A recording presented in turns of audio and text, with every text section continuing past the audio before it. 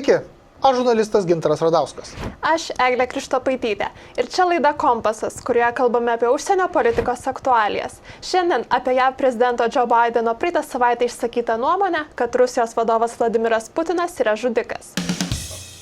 Praėjusią savaitę ABC News paklaustas, ar laiko Putiną žudiku, Bidenas atsakė teigiamai.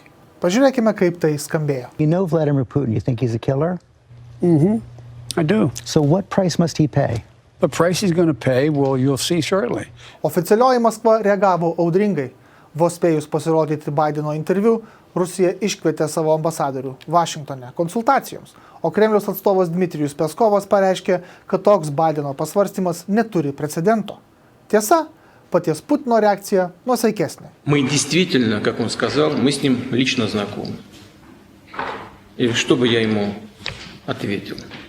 Я бы сказал ему: будьте здоровы. Я желаю ему здоровья. Говорю это без иронии, без шуток. Jungtinių valstijų ir Rusijos, anksčiau Sovietų Sąjungos, santykiai visada būdavo įtempti. Abipusiai kaltinimai, įžeidimai skamba jau daugybę metų. Štai 1960-aisiais tuometis sovietų lyderis Nikita Chruščiovas įaudrino Jungtinių tautų generalinę asamblėją, kai Filipinų delegatui, kalbant apie Sovietų Sąjungos prarytas rytų Europos tautas, ėmė daužyti batu į stalą. Jau 1983-aisiais Amerikos prezidentas Ronaldas Reiganas vienoje kalboje pavadino Sovietų Sąjungą blogio imperija, nors po 5 metų viešai pareiškė, kad taip nebegalvoja. Vis dėlto vienos branduolinės valstybės prezidentas kitos branduolinės šalies lyderio žudiku dar niekada nebuvo išvadinęs, taip viešai ir demonstratyviai. Paradoksalu, bet tarkime Kardifo universiteto profesorius Sergejus Radčenka mano, kad Bideno komentarai Putinui net naudingi, juk jis neva kaip tik ir nori, jog Rusijos žmonės jį laikytų didžiu Amerikos priešu. Esą žudiko etiketė Putinui patogesnė, ne apibūdinimas, kurį 2013 metais išsakė dabar jau buvęs JAV prezidentas Barackas Obama. Jis tada Putiną pavadino nuobodžiaujančiu vaiku klasės gale.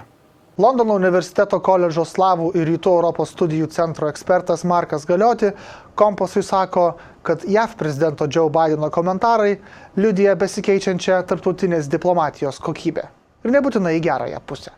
I don't think it actually helped at all. I mean, let's be perfectly honest, there is an international etiquette, shall we say, about how a head of state talks to another.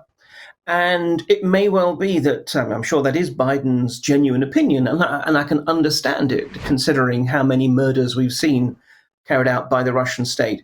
But it doesn't really advance the conversation at all. And I think what it says is actually, it says something about how the language of diplomacy has changed. In the old days of the Cold War, everything was that much more controlled and constrained. Essentially, no head of state would say anything that hadn't already been scripted by scriptwriters and then checked by half a dozen different diplomats. Now we're in a world in which actually even the most powerful politician on the globe approaches the language of international relations more like as if he's on Oprah Winfrey. It's all about his feelings rather than policy. And that's something that we've seen generally. And in many ways, Trump was particularly epitomized this trend. But the problem is this: we don't yet know if language means anything. In the old days, if the head of the American government said this about the head of the Russian government, it would signal something. It would signal something significant in policy. What we don't know at the moment is whether or not Biden is using this language to show that there will be tough new measures, or as an alternative to satisfy his conservative base, to satisfy the anti-Russians within the Democratic Party, but not actually have to do anything in practical terms. How big a reason do you think such rhetoric is domestic politics? And the possibility itself that Biden needs to talk like this and not like Trump. I mean, doesn't it signal as well that Trump is still on his and his administration's mind? Well, it's certainly the case that in some ways the period of the Trump presidency has distorted American politics, and American politics as relates to Russia in particular. Because there was a very early, very sort of definite assumption amongst the Democrats when Trump was elected that it was because of Russian interference, even though in fact the evidence is that any impact the Russians had was minimal. But the point is, it was easier for them to blame Moscow than to think that they had failed to win an election against Donald Trump. And so through the whole Trump presidency, in some ways, talking about Russia in Washington was actually a way of talking about the White House. And Congress became very, very aggressive in bringing sanctions to bear on Russia for obvious reasons, given what Russia had been doing, but nonetheless also in some ways as a way of trying to punish and humiliate Trump. And I think this is the thing about Joe Biden, is he comes out of that period of sort of political rancor. And can he actually divorce himself from that? Can he actually look at what is needed in terms of how to deal with Russia in the modern world? Or is he still going to be constantly influenced by his own party's desire to see him stand firm and be tough and look Putin in the eye and tell him he's a killer and so forth? This is where domestic politics and international relations can sometimes not be at all comfortable when brought together into the same Oval Office. But I think the problem is this. Look, there's two separate issues. There's whether or not you actually regard the current Russian state, Kremlin and Putin at the head of it, as being an essentially rather murderous authoritarian regime. And it's hard to disagree with that. I mean, we can look at what happened to Navalny, we can look at what happened to Sergei Skripal, and we can look at what's happened to a whole variety of other sort of less well-known figures within Russia primarily. That is not really in question. The question is whether or not it helps anyone, including the West, to have President Biden actually call Putin a killer. So you know Vladimir Putin, you think he's a killer? Mm-hmm. I do. So what price must he pay? The price he's going to pay, well, you'll see shortly. Now, I can understand the emotional pleasure that some people feel about that, particularly, again, after that sort of bizarre period in which Donald Trump seemed to be willing to praise Putin and indeed every other dictator in the world, regardless of what they did. But again, diplomacy is unfortunately the art of how you talk to people you do not like and how you get them best to do something that they don't want to do. And I don't think it helps us get any more leverage with Russia to have this kind of tough language, especially if it doesn't also lead to tough action. There was the old dictum of President Truman, speak softly but carry a big stick. The trouble is, these days, what we tend to find is politicians speaking loudly and very tough, but at most wielding a small twig. My concern is, if we don't see strong moves coming to follow this language, it will make the Russians think that basically the current American administration and the West as a whole is just full of hot air, rhetoric and nothing else.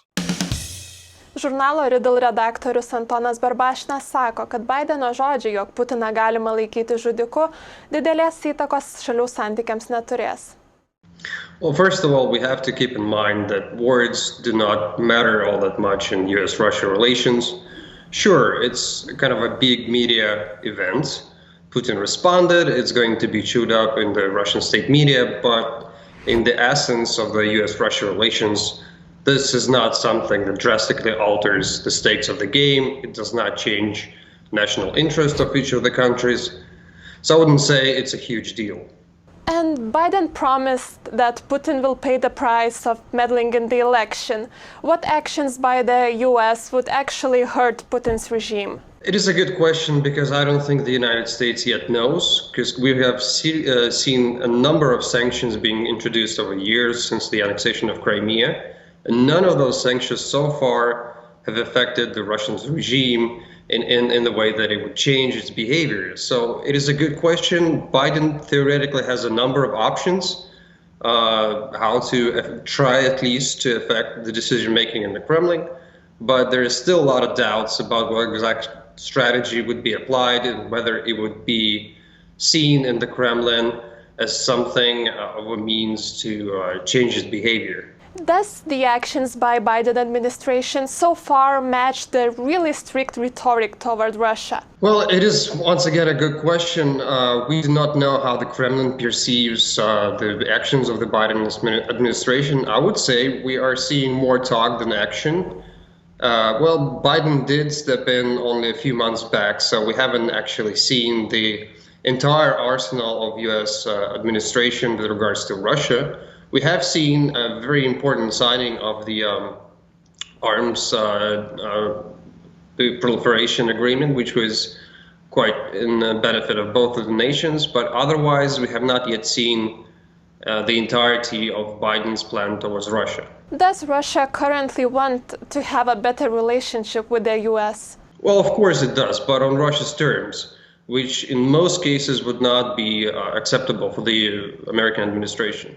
And what concessions Russia is ready to make to have this better relationship with the U.S.? Well, it is a very good question because Kremlin tends to have a very interesting view of what concessions mean.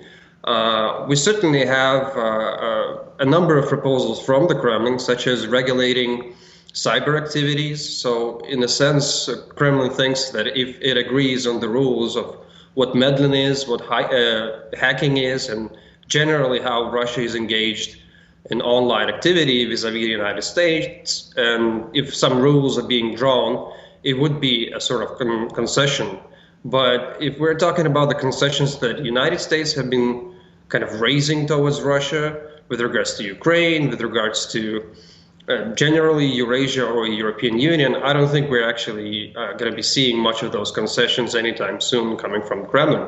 What are the fields that Russia and the US could effectively cooperate? Well, it's obviously everything that has to be with nuclear arms and proliferation in general. There could be some hypothetical fields of cooperation with regards to the Middle East and generally extremism, terrorism in the region. Possibly something could be theoretically done with regards to the issue of ecology. But other than that, it's still quite unclear what are the Biden's priorities and whether Russia could be engaged on those fronts significantly. I mean, the list hasn't been changing for a number of years now. It's North Korea, it's hypothetically Iran. So it's all of those major topics that have been already there for a number of years. And I don't think there's anything new that could be added in the sphere of cooperation between the two nations. Šį kartą tiek. Likit su 15 min.